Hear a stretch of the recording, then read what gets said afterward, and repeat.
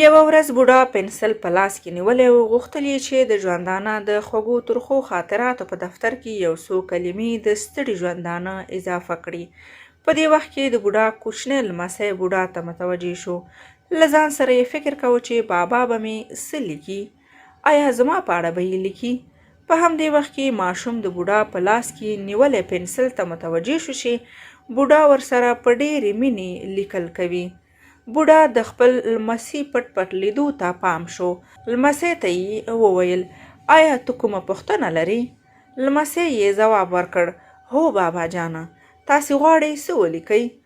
بابا ورته وویل: غواړم د ژوندانه خواږه او ترخه خاطرات درته د یو یادښت په توګه ولیکم. بیا یې لمسی وویل: بابا جانه، دا پنسل چې مو په لاس کې دی، آیا دا د نورو پنسلونو څه توپیر لري چې تاسې ورسره داسې په مینه لیکل کوئ؟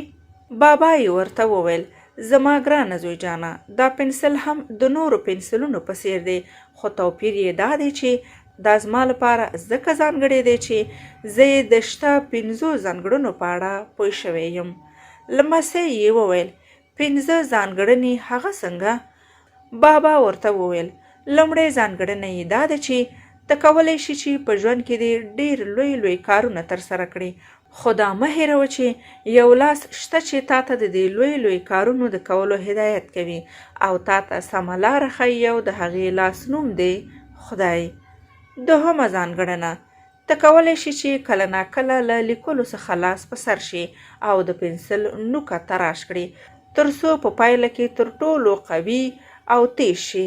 زما بچیه، باید زیار وباسې، خواري وکړې تر څو تر ټولو څخه زیات راحته او آرامه ژوند ولري او تر ټولو څخه قوي واوسې.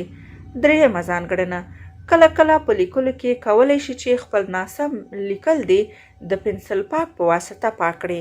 ژوند درته دا اجازه درکوي چې د ژوند هره ناسمه او غلطه پرېکړه او خبره یا کار دې پاک کړې او پر ځای یې سمه او مهمه پرېکړه ونیسي. او 5مه ځانګړنه یې دا ده چې تل له خپل ځان څخه په سپینه ورقه یو اثر پرېږده.